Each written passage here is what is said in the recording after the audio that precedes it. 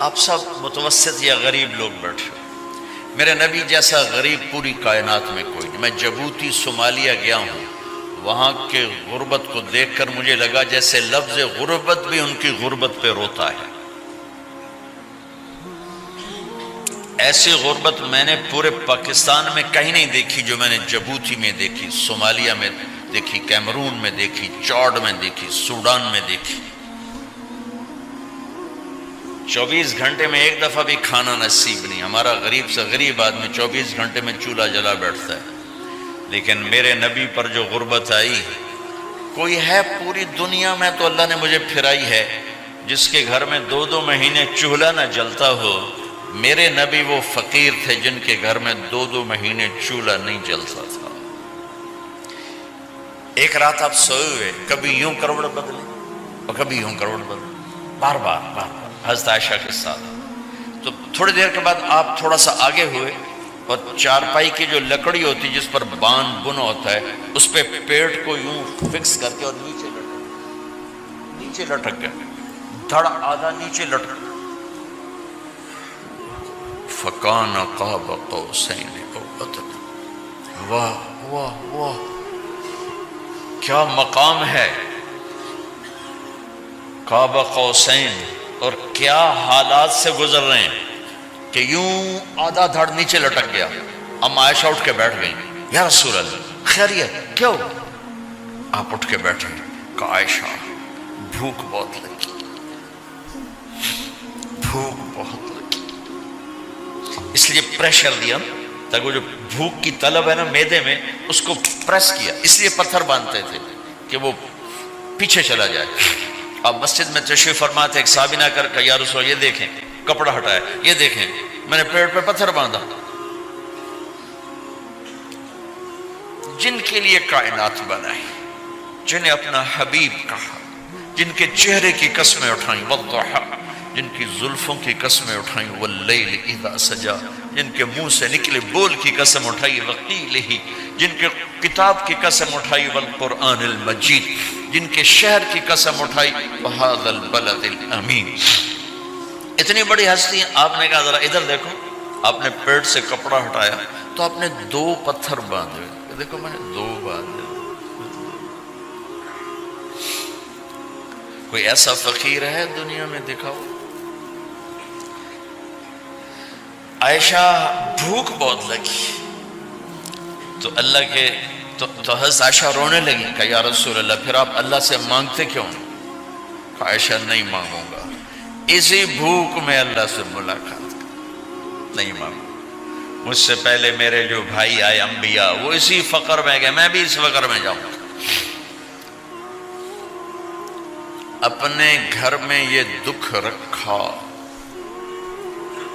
اپنی اولاد کے ذبح ہونے کو قبول کیا تاکہ آئندہ آنے والی امت کا غریب طبقہ گلہ نہ کرے، شکوہ نہ کرے، حرام راستوں پہ نہ جائے، غلط راستوں پہ نہ جائے، اور مالدار فخر نہ کرے میں کوئی بڑا آدمی بن گیا ہوں، میری اتنی بڑی فیکٹری بن گئی ہے، میری اتنی بڑی کمائی ہو گئی ہے۔ یہ نہ یہ بڑائی کی چیز ہے، نہ وہ چھوٹائی کی چیز ہے۔ جس سے اللہ راضی ہے وہ بڑا ہے، جس سے اللہ ناراض ہے وہ چھوٹا ہے، چاہے غریب ہے چاہے مالدار ہے۔ حضرت عائشہ فرماتی ہیں بیٹا 2 مہینے گزر جاتے تھے، ہمارے گھر میں چولہا نہیں جلتا تھا، چولہا نہیں جلتا تھا، 2 ماہ گزر جاتے تھے۔ ایک دفعہ باغ میں تشریف لے گئے، عبداللہ بن عمر آپ کے ساتھ ہیں، صبح کا وقت ہے تو اب کھجوریں گری پڑی، جو ملک نہیں ہوتی نا، کسی کوے نے ٹھونگ ماری، کسی طوطے نے اس کو ایسے ہی وہ اس کو ٹک دیا اپنی اس کے ساتھ چونچ کے ساتھ، تو وہ گر پڑی۔ اب اٹھا کے صاف کر کے کھا رہے تھے اور عبداللہ سے کہہ رہے تھے عبداللہ تو نہیں کھاتا؟ انہوں نے کہا جی مجھے بھوک نہیں ہے۔ آپ نے کہا عبداللہ مجھے بھوک ہے، آج 4تھا دن ہے میں نے کچھ نہیں کھایا، 4تھا دن۔ تمہیں کوئی ہے جس کے ہاں 4 دن فاقہ چلتا ہو؟ آج 4تھا دن ہے میں نے کچھ نہیں کھایا۔ ہمارے دسترخوان پہ کتنا کھانا اٹھا کے کوڑے کے ڈھیر میں جاتا ہے، آج 4 دن گزر چکے ہیں میں نے کچھ نہیں کھایا۔ هذه صبح رابعة ما ذقت شيئا، آج چوتھی صبح میرے اوپر طلوع ہوئی ہے، ایک لقمہ نہیں کھایا۔ آپ مسجد میں بیٹھے تھے، کعب بن عجرہ آئے تو آپ کو دیکھ کر ایسے کہنے لگے یا رسول اللہ مالی اراکا متغیر اللون، یا رسول اللہ آپ کا چاند سا چہرہ چمکتا آج مرجھایا ہوا کیوں نظر آ رہا ہے؟ تو آپ نے یوں دیکھ اپنے پیٹ پہ یوں انگلی رکھ کر کہا ما دخل جوفی ما يدخل جوف ذاتکم منذ ثلاث، کعب آج 3 دن گزر چکے ہیں، پیٹ میں ایک روٹی کا ذرہ داخل نہیں ہوا، ذرہ، لقمہ نہیں ذرہ، روٹی کا ایک ذرہ پیٹ میں داخل نہیں ہوا۔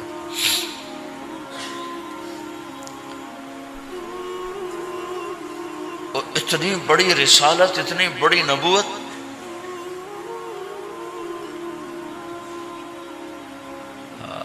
اپنی امت کے غریبوں کی تسلی کے لیے اور اپنی امت کے مالداروں کو سبق دینے کے لیے کہ اللہ رزق دے تو اپنی حیثیت نہ بھولو، اور اللہ نہ دے تو اپنے حبیب کی قربانی نہ بھولو۔ انہوں نے تو جان بوجھ کے یہ کیا، جان بوجھ کے، یہ نہیں کہ آپ کو کوئی تنگی اللہ کی طرف سے، جان بوجھ کے۔ اور سارے گھر کا یہ حال ہے۔ حضرت فاطمہ رضی اللہ تعالیٰ عنہ سے ملنے گئے، کہا بیٹے میں اندر آ جاؤں، میرے ساتھ عمران بھی ہیں، ایک صحابی تھے عرب سردار، میرے ساتھ عمران بھی ہیں۔ کہا ابا جان میرے گھر میں اتنی چادر نہیں کہ اپنے آپ کو چھپا سکوں، پردہ کرنے کے لیے میرے پاس چادر کوئی نہیں، تو آپ نے اپنی چادر اندر دے دی، کیسے پردہ کرنا، تو لپیٹ لی۔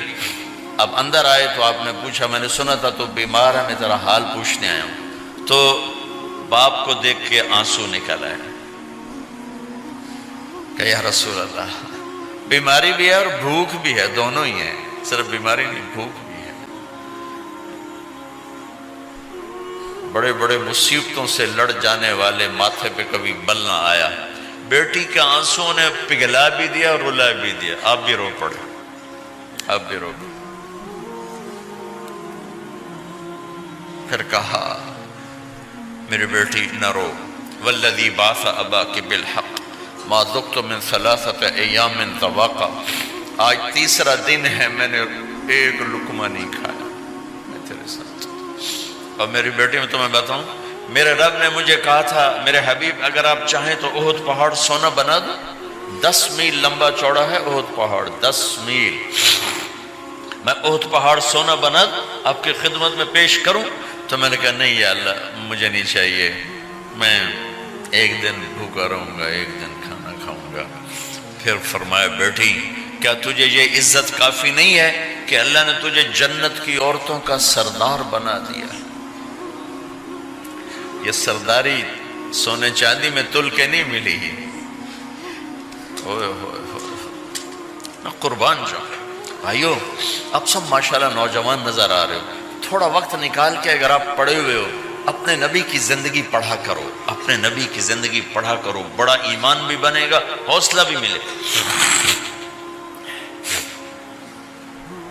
آپ حسن حسین کو کہتے تھے میری آنکھوں کی ٹھنڈک، میرے جگر کے ٹکڑے، میرے سینے کی ٹھنڈک، میرے لاڈلے، جنت کے چاند، جنت کے سردار، میرے 2 پھول، یہ سارے الفاظ حسن حسین کے لیے ہیں۔ اور ان کے بھوک کی وجہ سے رونے کی آواز سنتے تھے اور تڑپتے تھے، لیکن روٹی نہیں مانگی ان کے لیے، روٹی نہیں مانگی، کہ اپنی امت کے غریبوں کو تسلی دینی تھی کہ اگر میں فقیر بن کے جا رہا ہوں تو تمہارے اوپر بھی امتحان ہے، چند دن برداشت کرو۔ آپ نے فرمایا سب سے پہلے میں جنت میں داخل ہوں گا، سارے نبیوں پر جنت حرام ہے جب تک میں نہ چلا جاؤں، اور ساری امتوں پر جنت حرام ہے جب تک میری امت نہ چلی جائے، سب سے پہلے میں جنت میں داخل ہوں گا۔ وما یا فقراء المؤمنین، اور میرے ساتھ میری امت کے غریب لوگوں، میرے ساتھ میری امت کے غریب لوگ میرے ساتھ پہلے داخل ہوں گے۔ حضرت فاطمہ کے گھر میں فاقہ حد سے بڑھ گیا تو حضرت علی نے فرمایا کہ جاؤ اللہ کے نبی سے کچھ تو مانگ کے آؤ، کچھ تو پیٹ میں جائے۔ زندگی میں کبھی ایسا موقع نہیں آیا، یہ ایک دفعہ اتنا فاقہ آیا کہ حضرت علی جیسی ہستی نے بھی کہا جاؤ۔ تو آپ تشریف لائیں اور دروازے پہ دستک دی تو اتنا پیار تھا.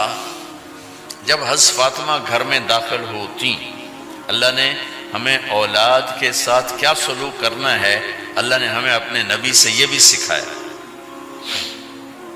حضرت فاطمہ جب بھی گھر میں آتی، اور ساتھ ہی تو گھر تھا، دیوار سے دیوار ملی تھی، روز کا آنا جانا تھا، تو میرے نبی بیٹھے نہیں رہتے تھے، آؤ فاطمہ کیا حال ہے، کھڑے ہو جاتے اور تیزی سے آگے بڑھتے. دروازے پر ہی حضرت فاطمہ کا ہاتھ پکڑ لیتے، ہاتھ کا بوسہ لیتے، بوسہ لے کر ہاتھ پکڑے پکڑے بیٹی کو چارپائی پہ پہلے بٹھاتے، اس کے بعد خود بیٹھتے تھے.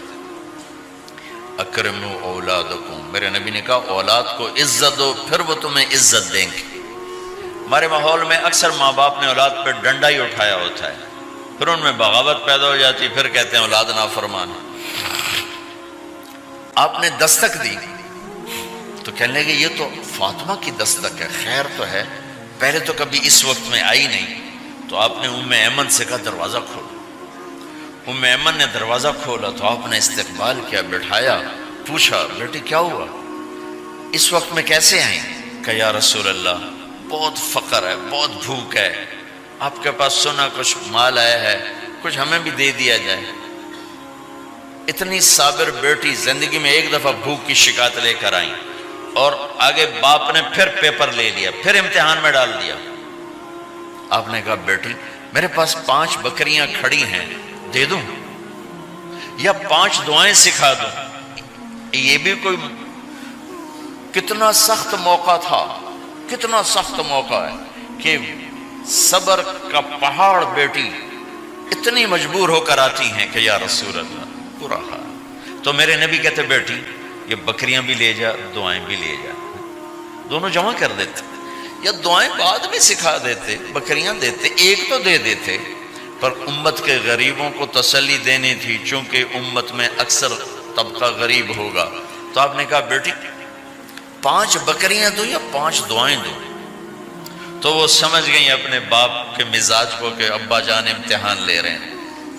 تو کہا ابا جان بکریاں چھوڑ دیں، مجھے دعائیں سکھا دیں، مجھے بکریاں نہیں چاہیے. بھوکے کی رات بھی گزر جاتی ہے اور بھوکے کا دن بھی ڈوب جاتا ہے. تو آپ کا چہرہ ایسے کھل گیا کہ میری بیٹی پاس ہو گئی. کہا بیٹی آپ تم دعا میں یہ کہا کرو یا اول الاولین یا آخر الاخرین یا ذا القوة المتین یا راحم المساکین یا ارحم الراحمین. یہ تیرے لیے 5 بکریوں سے اعلیٰ چیز. اب گھر واپس گئیں خالی ہاتھ. حضرت علی نے فرمایا تو کچھ بھی نہیں لائی؟ کہا نہیں لائی ہوں، بہت کچھ لائی ہوں. کہا کیا؟ کہا میں دنیا لینے گئی تھی، آخرت لے کے آ گئی. ذهبت للدنیا وجئت بالآخرہ. تو حضرت علی نے فرمایا تیرا آج کا دن سب سے اعلیٰ دن ہے، خیر ایام کی حال. داماد کا امتحان لے لیا، حضرت علی کو بلا لیا. علی 5000 بکریاں دوں کہ 5 دعائیں دوں؟ اس وہاں تو 5 بکریاں، اب 5000 کر دیں. علی 5000 بکریاں لیتے ہو یا 5 دعائیں لیتے ہو؟ تو بھی سمجھ گئے کہ آج میرا محبوب مجھ سے امتحان لے رہا ہے کہ علی کتنا کو مضبوط ہے اپنے ایمان میں. اور فاقے میں نے بتا دیے کیا گزر رہے. آدمی اپنی بھوک سہ لیتا ہے، اولاد کا رونا برداشت نہیں ہوتا ہے.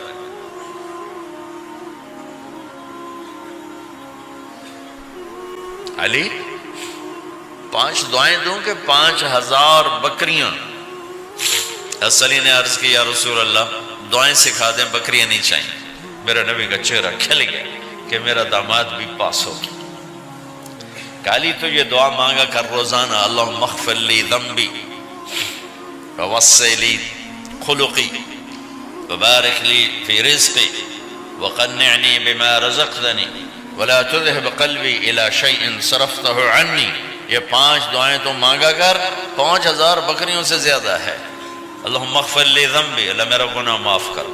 وسع لی خلقی، میرے اخلاق عالی شان کر. بارک لی فی رزقی، میرے رزق میں برکت دے. قنعنی بما رزقتنی، مجھے لالچ سے نکال دے، مجھے لالچی نہ بنا، مجھے حریص نہ بنا. ولا تذهب قلبی الی شیء صرفتہ عنی، جو تو نے مجھے دیا نہیں اس کی میرے اندر سے طلب بھی ختم کر دے، مجھے اس کا طلبگار بھی نہ بنا، کہ یہ 5000 بکریوں سے زیادہ ہے۔ میں نے تھوڑا سا اپنے نبی کے گھر کا نقشہ آپ کو بتایا کہ یہ چند دن صبر کی دنیا ہے، اللہ راضی ہو گیا تو موت سب سے خوبصورت